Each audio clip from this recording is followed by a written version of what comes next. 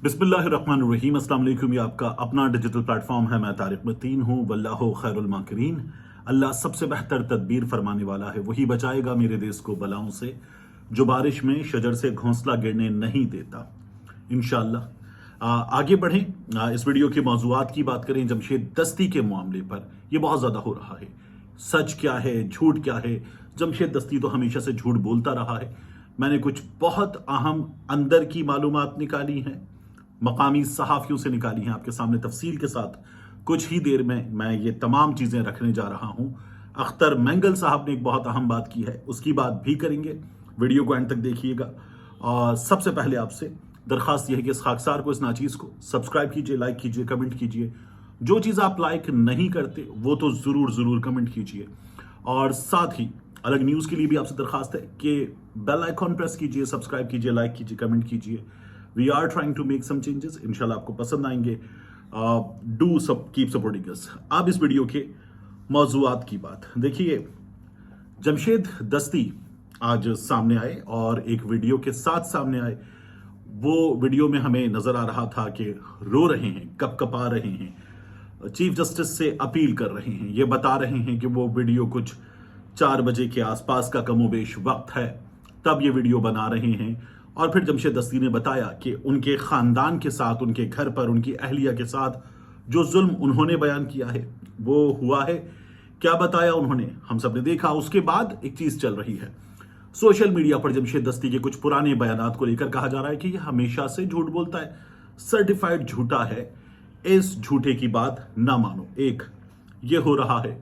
दूसरा, कुछ लोग कह रहे हैं कि जमशेद दस्ती सही कह रहा है और जमशेद दस्ती के हक में बहुत बड़ी तादाद में लोग खड़े हुए हैं और जमशेद दस्ती ट्रेंड कर रहा है। जमशेद दस्ती को इंसाफ दिया जाए, ये दूसरे फरीक का मुतालबा है, दूसरी तरफ के मौजूद लोगों का मुतालबा है। अब इन हालात में जो चीज जमशेद दस्ती ने बयान की वो पहले भी आपके सामने, आपने वीडियो भी देख लिए। एक वीडियो सामने आ गई जब जमशेद दस्ती को झूठा कहा जा रहा था और झूठा कहने वालों में मकामी पुलिस भी आ गई। मकामी पुलिस ने बताया कि जमशेद दस्ती झूठ बोल रहा है, ऐसा कुछ भी नहीं हुआ। जब यह हमारे सामने आ गया तो उसके बाद एक फुटेज सामने आ गई और उस फुटेज में यह पता चला कि जमशेद दस्ती के घर पर यह कार्रवाई हुई है।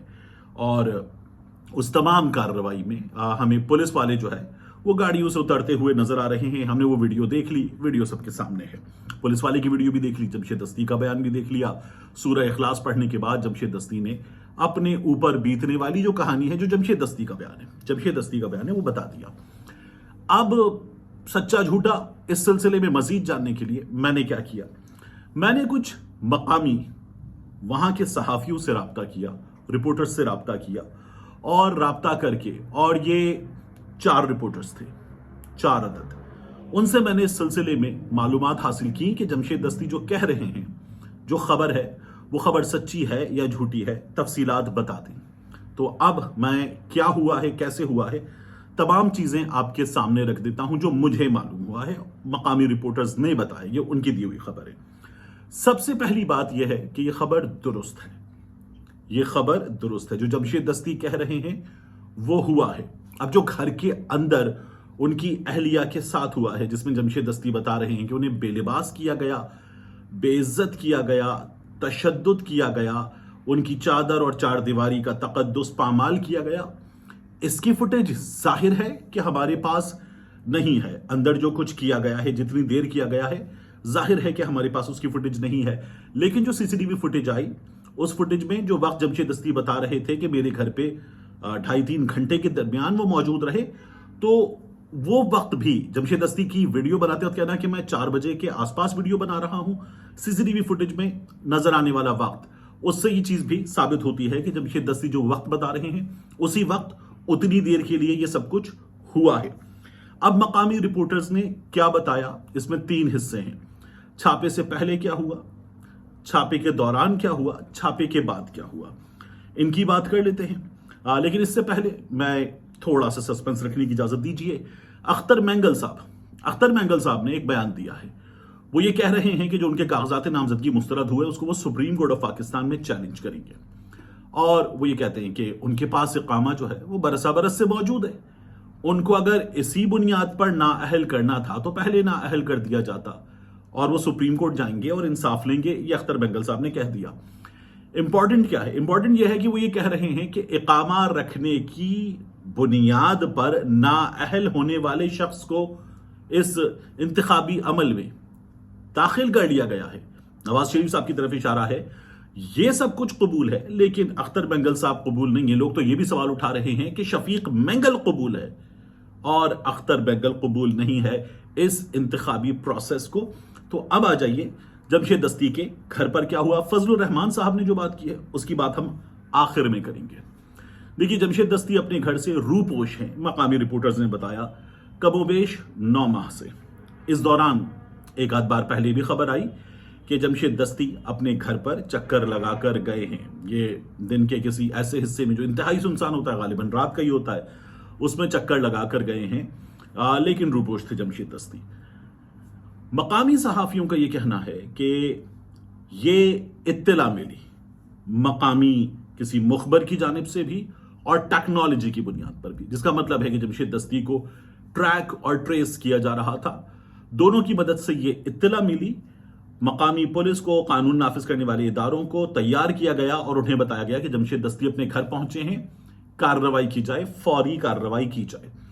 और जमशेद दस्ती अपने घर आए हुए थे, ये मकामी सहाफियों ने बता दिया। उनका ये कहना है कि हमारे जो अंदर सोर्सेज हैं, वो लोग जिन्होंने छापा मारा है, उनके अंदर जो हमारे सोर्सेज हैं, उन्होंने भी कहा कि इस छापे की तैयारी हुई और तैयारी के बाद ये छापा बड़ी सुरत के साथ मारा गया।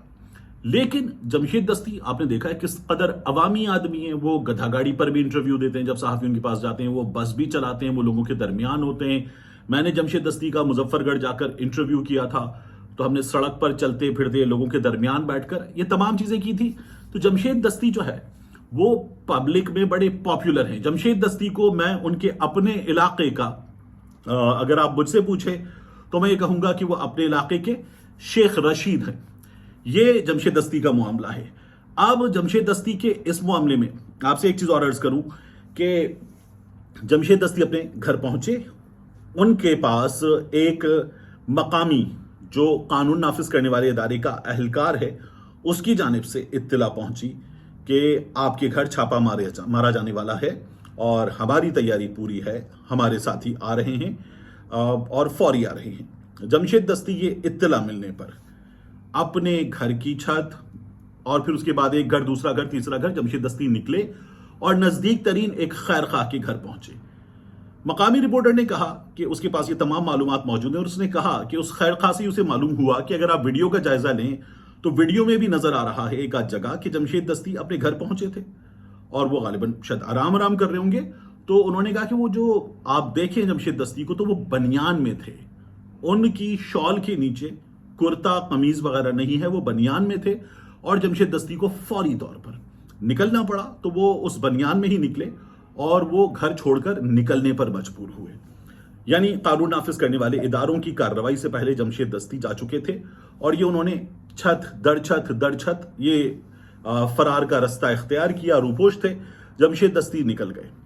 उसके बाद कानून नाफिज करने वाले इदारे पहुंचे। फुटेज कहां की है? फुटेज जो है वो एग्जैक्टली उनके घर पे लगे सीसीटीवी कैमरों की फुटेज नहीं है। ये उनके घर के बिल्कुल करीब जहां ये गाड़ियां आके रुकी, वहां पर अहलकार उतरे, ये उस मकाम की फुटेज है और वहां फिर जमशेद दस्ती के घर ये कार्रवाई की गई। कानून नाफिज करने वाले इदारे अंदर गए और अंदर जाने के बाद जो कुछ जमशेद दस्ती बयान कर रहे हैं, अब वो कितना सच है कितना नहीं ये तो नहीं मालूम हो सकता, क्योंकि अंदर उनकी अहलिया पर तशद्दुद किया गया, उन्हें बेलिबास किया गया। लोग अगर चाहें कि इसकी भी सीसीटीवी फुटेज आए तो फिर अगर उन अंदर मौजूद लोगों ने फुटेज बनाई होगी तो मुमकिन है आ जाए। मुमकिन है ये जो कुछ बता रहे हैं वो ना हुआ हो, लेकिन लोग अंदर गए। ये मकामी लोगों से मालूम हो रहा है, मकामी सहाफियों से मालूम हो रहा है। तो ये हो गया और वो कमोबेश उतनी देर अंदर रहे जितनी देर जमशेद दस्ती बता रहे हैं कि उनके घर में रहे। तो उतनी देर घर में रहकर उन्होंने जो कुछ किया है वो किया है और उसमें हमें तोड़फोड़ की वीडियो सब कुछ नजर आ रहा है। ये हो गई कार्रवाई और उसके बाद जमशेद दस्ती के जो मकामी सहाफी हैं उनसे राब्ते में, बाकी चीज़ों में, आसपास के रहने वालों से ये मालूम हुआ कि घर के अंदर बहुत बदतमीजी की गई है और घर के जो लोग हैं उनका दावा वही है जो जमशेद दस्ती बयान कर रहे हैं। ये मकामी लोगों से, मकामी सहाफियों को मालूम हो गया, आसपास के लोगों से। उसके बाद जो छापे के बाद हुआ उसमें क्या हुआ? छापे के बाद ये खबरें सोशल मीडिया पर जमशेद दस्ती ने आकर बयान दे दिया, तहलका मच गया, सोशल मीडिया पर ट्रेंड बन गया, कुछ एक आध जगह खबर चल भी गई और जमशेद दस्ती को झूठा करार देने का सिलसिला जोरों शोर के साथ शुरू हो गया। तो फिर मैंने पूछा, कुछ मकामी सहाफियों से कहा जा रहा है ये झूठ है। अब मैंने आपसे अर्ज किया कि मैंने 4 सहाफियों से रब्ता किया है। उनमें से एक ने कहा, जनाब मैं आपसे इस मामले पर कोई बात नहीं कर सकता। और उसने जिस तरह हम जो होता है ना गली मोहल्ले में जाएं और किसी डरे हुए आदमी के आगे माइक करें और उसे पूछे किसको वोट दोगे, या कई दफा एक बंदा हमारे सामने आता है और वो कहता है कि मैं उसको वोट दूंगा जो इय्याका नअबुदु व इय्याका नस्तईन कहता है, या मैं उसको वोट दूंगा जिसका नाम लेने पर बंदा गायब हो जाता है, मैं उसको वोट दूंगा जो जेल में बैठा हुआ है। लोग इस तरह की बात करते हैं। तो उसने कहा, जनाब मैं आपसे बात नहीं करना चाहता, मैं नहीं करना चाहता बात, मैं आपको इस बारे में कोई मालूमात नहीं दे सकता। मेरी व्हाट्सएप कॉल के जवाब में उसने ये चीजें बताई। बाकी 3 सहाफियों ने, जिनका नाम मैं इन्हीं वजूहात की बुनियाद पर, जिन वजूहात की बुनियाद पर इसे एक सहाफी ने मना किया, मैं आपको नहीं बता सकता। तीनों सहाफियों ने यह कहा कि हमें 1 से ज्यादा फोन कॉल्स आई हैं और हमें कहा गया है कि इस सिलसिले में कोई खबर नहीं देनी। हमें यह साफ तौर पर बताया गया है कि इस सिलसिले में कोई खबर नहीं देनी। एक सहाफी ने यह बताया कि मैंने कुछ चीजें सोशल मीडिया पर डाल दी थी और मुझे बहुत सख्त अंदाज में बुरे नताइज की धमकियां दी गई और ये मेरे साथ हुआ है। और उसका ये कहना है कि ये उसको बताया गया कि आप ये कैसे कर सकते हैं। तो उसका ये कहना है कि इस वजह से जो कुछ जमशेद दस्ती कह रहे हैं वो दुरुस्त मालूम हो रहा है। जाहिर है कि घर के अंदर की जमशेद दस्ती के दावों के मुताबिक होने वाली कार्रवाई की फुटेज हमारे पास नहीं है, लेकिन उसने कहा कि उसे बहुत सख्ती के साथ मना किया गया है। अब एक लम्हे को मान लीजिए कि जमशेद दस्ती झूठा है, मकामी लोग ये बता रहे हैं कि ये सब कुछ हुआ है, लेकिन एक लम्हे को मान लीजिए कि जमशेद दस्ती झूठा है। पुराने कुछ वाकयात हैं, इमरान खान के खिलाफ जमशेद दस्ती ने कुछ बातें की हैं, उनकी बुनियाद पे जमशेद दस्ती अब भी झूठा है। अगर आपको यही लॉजिक रखनी है तो मियां नवाज शरीफ को रॉ का एजेंट कहने वाली, करप्ट कहने वाली और गद्दार कहने वाली अज़मा बुखारी, मैं उनका नाम आमतौर पर नहीं लेता, लेकिन इस दावे की बुनियाद पर अज़मा बुखारी, जो अब मियां नवाज शरीफ को मसाइल का हल और बेहतरीन आदमी कहती हैं, उनको भी झूठा मान लीजिए इसी दावे की बुनियाद पर, या फिर पहले उनको सच्चा मान लीजिए। कुछ तो मानिए, अगर वो आप सच्ची है तो फिर पहले भी सच्ची थी, अगर पहले झूठी थी तो आप भी झूठा मान लीजिए इस दावे की बुनियाद पर। मैं उनको इसमें कोई गेज नहीं कर रहा। दूसरी बात यह है कि हम फिर क्या क्या झूठ माने, हम क्या क्या चीजें झूठ मान लें। जिल्दे शाह की रिपोर्ट, जिस्म के 26 मकामात पर तशद्दुद, हम झूठ मान लें। हम ये भी झूठ मान लें कि जमशेद इकबाल चीमा के एक बच्चे ने, जो बीमार भी है, ये बताया था कि उसके साथ क्या हुआ है। उनके घर की गाड़ियां जिनके फुटेजेस वगैरह सोशल मीडिया पर आई और उन्होंने बताया कि ले गए, हम ये भी झूठ मान लें। मुसर्रफ जमशेद चीमा, जमशेद इकबाल चीमा, उनके घर के लोग अपने घर की छत से नीचे मौजूद पुलिस वालों को दिखाते, हम उनको स्टेज का अदाकार मान लें। हम कहें कि ये पुलिस वाले नहीं है, हम ये भी मान लें। हम ये भी मान लें कि अरशद शरीफ शहीद नहीं हुए। हम ये भी मान लें कि इमरान रियाज खान कई महीने गायब नहीं रहे। हम ये भी मान लें कि वो नन्ना अम्मार, वो अब भी अपने घर में मौजूद है, जिंदा है, सलामत है, ठीक है, झूठ बोला जा रहा है। हम ये भी मान लें कि नन्हे अम्मार के चले जाने के बाद भी उसके घर में ये सिलसिला जारी है कि कानून नाफिज करने वाले इदारे बार बार आए हैं। हम ये भी झूठ मान लें। हम ये भी झूठ मान लें कि अभी जो सलमान अकरम राजा साहब ने बताया, और वहां भी नजर आ रहे थे फुटेजेस में, और बंदे को उनके सामने ही ऐसे लोग जिनके लिबास, तन पर लिबास नहीं था कानून नाफिज करने वाले इदारों का, वो लोग जो है वो ले गए, और ले जाना के ये अमल, ये सब कुछ ये झूठा, ये नहीं हुआ। हम और भी बहुत सी चीजें मान लें। खुर्रम लतीफ खोसा अभी अदालत आए ऐसे हथकड़ी दिखाते हुए, हम मान लें कि ये भी नहीं हुआ। और हम ये भी मान लें कि इमरान रियाज खान अब लुकनत के साथ नहीं बोलता, हम ये भी मान लेते हैं। हम तमाम चीजें मान लेते हैं। अगर आप मानने को कह रहे हैं तो इनमें से किसी भी चीज को मानने में हमें कोई भी आर नहीं होनी चाहिए। प्रॉब्लम क्या है, बिल्कुल मान लेना चाहिए। तो इसी तरह से जमशेद दस्ती जो है उसको भी हम झूठा मान लेते हैं। इसमें कोई बड़ी बात नहीं है, ज्यादा बड़ा मसला नहीं है। हमारे यहाँ बिला वजह का मसला बनाया जा रहा है। तो यह है जमशेद दस्ती के मामले में अंदर की खबर। ये तमाम चीजें हमारे सामने आ गई हैं। अब मैं आपसे अर्ज करूं कि फजलुर रहमान साहब ने, ये जो इंतखाबात पत्थर पे लकीर हैं, इस लकीर के साथ हुआ यह है कि जो आरओ ऑफिस के बाहर से घसीटा गया, घरों से उठाया गया, गाड़ियों में डाला गया, बार बार घसीटा गया, इस घसीटने से इसी पत्थर पाकिस्तान पे, जिसपे इंतखाबात पत्थर पे लकीर हैं, इतना घसीटा गया है लोगों को कि उनके घिसटने से पत्थर हर जगह से घिस गया है, तो लकीर वाला हिस्सा अब बराबर हो गया। वो लकीर मुझे गायब होती हुई नजर आ रही है। तो मैं गलत हो सकता हूं लकीर के गायब होने के मामले में, लेकिन फजलुर रहमान उन्होंने क्या कहा है? फजलुर रहमान ने डेरा इस्माइल खान में एक प्रेस कॉन्फ्रेंस की है। 2-4 नुक्ते बहुत अहम हैं उनकी उस प्रेस कॉन्फ्रेंस के। वो ये कहते हैं कि हम नहीं समझते कि इलेक्शन हो सकेंगे। काजी फाइज साहब कहते हैं पत्थर पे लकीर है, अब अगर किसी को लगे कि इलेक्शन अब भी नहीं होने तो बीवी के कान में कहे। फजलुर रहमान कहते हैं इलेक्शन चंद दिन मौखर हो जाए तो कोई हर्ज नहीं। ये दूसरी बात उन्होंने की। वो कहते हैं कि इलेक्शन कमीशन हमारी दरखास्त पर गौर करे, और उन्होंने ये कहा है कि हुकूमत जून में बजट नहीं दे सकेगी। हुकूमत जो 8 फरवरी के इंतखाबात के नतीजे में अक्सरियत लेगी, जो भी, वो हुकूमत फरवरी के एंड तक तश्कील पा जाएगी। तो फिर उसके बाद मार्च होगा, अप्रैल होगा, मई होगा और जून होगा। जून के इब्तदाई 2-4 दिन, तो वो हुकूमत इतने वक्त में भी बजट नहीं दे सकेगी। फजलुर रहमान ये कह रहे हैं, तो हम शायद ये बात भी मान लें। फजलुर रहमान ये कह रहे हैं। फिर वो ये कहते हैं कि इलेक्शन में जाना चाहते हैं, लेकिन माहौल भी होना चाहिए। इन हालात में जब फजलुर रहमान कह रहे हैं माहौल होना चाहिए, तो वो जमात जिसके लोगों को आरओ के दफ्तर के सामने से पूरे पाकिस्तान में घसीटा जा रहा है, घुमाया जा रहा है, गिरफ्तार किया जा रहा है, कागज छीने जा रहे हैं, सारी फुटेजेस मौजूद है, वो जमात भी कह रही है कि हम इलेक्शन का बॉयकॉट किसी सूरत नहीं करेंगे। फजलुर रहमान कह रहे हैं कि माहौल भी होना चाहिए। इन हालात में हम इलेक्शन मुहिम कैसे चला सकते हैं? फजलुर रहमान साहब पर जो कुछ हुआ, जो उनके काफिले की गाड़ियों पर फायरिंग, बाद में बताया गया कि पुलिस ने कहा कि नहीं, फायरिंग नहीं हुई, तो फिर पता चला कि फजलुर रहमान घर पर थे। ये गाड़ियां गालिबन फ्यूलिंग के बाद वापस आ रही थी, और इन गाड़ियों पर नहीं, नजदीक ही जिस जगह से गुजर रही थी उस जगह नजदीक ही पुलिस पेट्रोल पोस्ट पर ये फायरिंग हुई, पुलिस पोस्ट पर फायरिंग हुई है। फिर फजलुर रहमान आगे कहते हैं कि पीटीआई ही नहीं, अख्तर मेंगल के भी कागजात मुस्तरद हुए। अख्तर मेंगल की कहानी मैंने आपको बता दी है।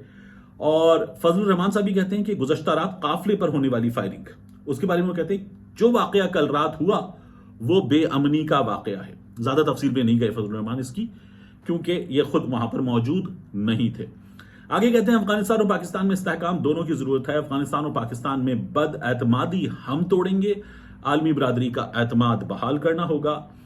और फिर उन्होंने कहा 4 सालों में मईशत जमी बोझ हो चुकी है। यहां एक पॉइंट याद रखना बहुत जरूरी है कि मोहम्मद जुबैर साहब ने, जो मियां नवाज शरीफ साहब की जमात के, उनके लिए होने वाली डील के पोल खोल रहे हैं इस वक्त, मोहम्मद जुबैर साहब ने ये कहा कि जैसे ही हम हुकूमत में आए थे तब ये बात तमाम लोग कर रहे हैं ना कि इलेक्शन के लिए तैयार थे, तो इसका मतलब है कि मुल्क डिफॉल्ट होने के उस वक्त खतरात और खदशात नहीं थे। ये मोहम्मद जुबैर साहब ने ताजा बयान दे दिया है।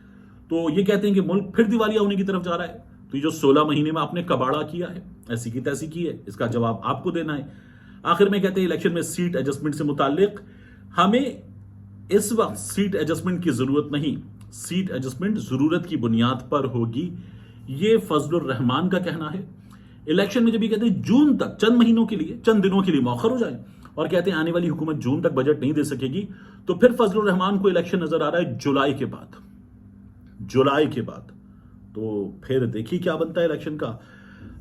काजी फाइज साहब ने कहा कि पत्थर पे लकीर हैं, इलेक्शन होने चाहिए, इलेक्शन शफाफ होने चाहिए, क्योंकि ऐसे इलेक्शन जो इस वक्त होते हुए नजर आ रहे हैं वो इस मुल्क के मसाइल हल करने में नाकाम रहेंगे, वो इस मुल्क को इस्तेहकाम देने में नाकाम रहेंगे, और इससे बड़ी बदकिस्मती पाकिस्तान के लिए कुछ भी नहीं हो सकती।